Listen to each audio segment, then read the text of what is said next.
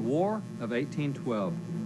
It's sometimes called the Second American Revolution because it was fought over promises made but not kept by the British at the end of the Revolutionary War.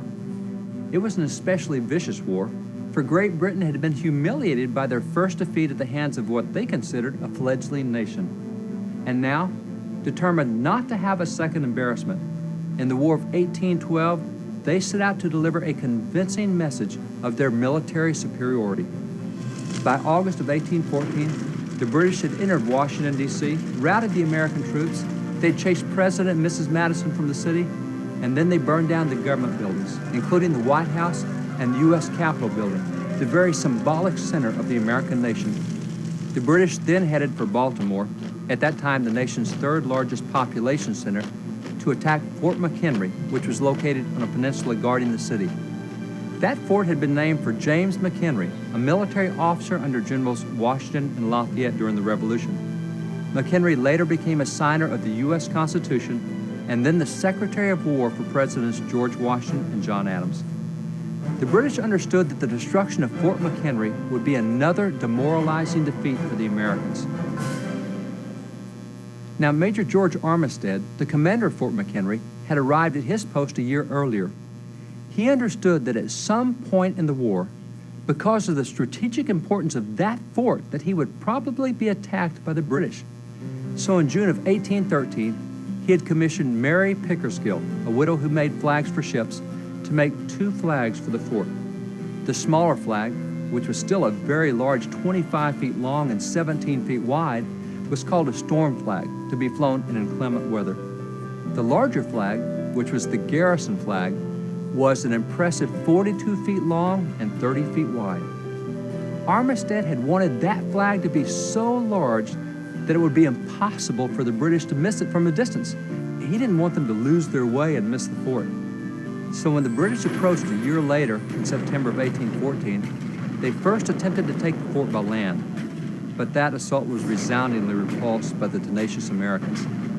16 British warships then positioned themselves in the harbor around the exposed fort to begin a devastating bombardment and force its surrender.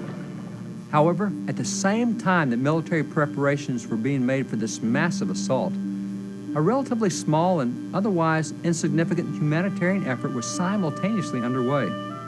As the British had marched from Washington, through Maryland, and on toward the fort, they had seized leading citizens along the way and carried them off as hostages, placing them as prisoners on board British warships. One of those hostages was a Dr. William Beans. Some of Beans' many friends prevailed on a young Baltimore attorney and on John C. Skinner, the U.S. government liaison agent, to approach the British and plead for Beans' freedom. The 2 men successfully negotiated his release, but since the British were about to launch their attack on the fort, all 3 were detained and placed on board a British ship to be released at the end of the battle. Early in the morning of September the 12th, 1814, the British launched their attack. It was raining and wet, so the Americans were flying the smaller storm flag. The British, with their superior weaponry, placed their ships outside the range of the American guns, and then they launched a high-trajectory projectile attack against the fort, hurling thousands of cannonballs and scores of rockets down upon the Americans in an unrelenting hail of fire and hot shrapnel. Throughout that full day, during that night, and across the next day, the bombardment continued as Dr. Beans and his 2 friends watched helplessly. After dark, on the evening of the second day, the firing finally ceased. The silence was deafening, and the suspense was agonizing.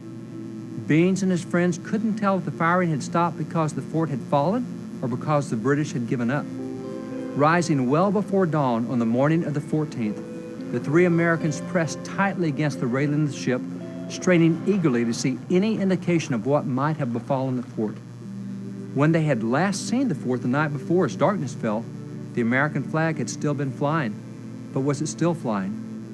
The young Baltimore attorney held a telescope tight against his eye, searching to see whether the American flag still flew or whether a British flag was now flying in its place.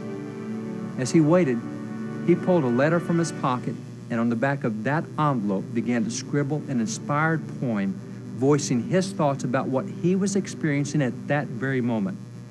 He began that poem with a simple question that had tormented his own soul as he peered through the early morning darkness.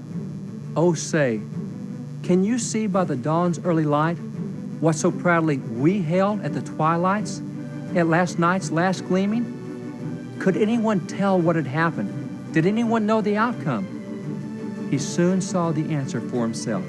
The fort had not surrendered.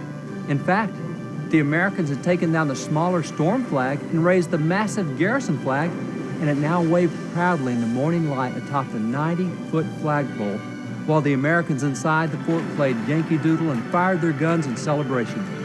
The Americans had taken the worst the British could give and had not been defeated.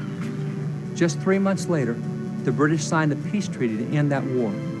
But on that momentous morning, after the flag was seen waving in the breeze, the 3 Americans were finally released from the British ship. And on their way back to shore, Francis Scott Key continued to ponder what he had just experienced. Later, in his hotel room, he completed the poem, penning 4 full verses, the last of which summarized what patriotic Americans so strongly felt. Praise the power that hath made and preserved us a nation. Then conquer we must when our cause it is just. And this be our motto, in God is our trust. His poem was soon printed, and it was sung, ironically, to the melody of a popular British tune. Known as the Star-Spangled Banner, by the 1890s the military required that it be played at the raising and lowering of the flag. In 1916, President Woodrow Wilson ordered it played at all military ceremonies, and on March 3, 1931, President Herbert Hoover signed a federal law making the Star-Spangled Banner America's official national anthem. And today, that song and its words remain no less stirring to Americans than when it was first penned some 2 centuries ago.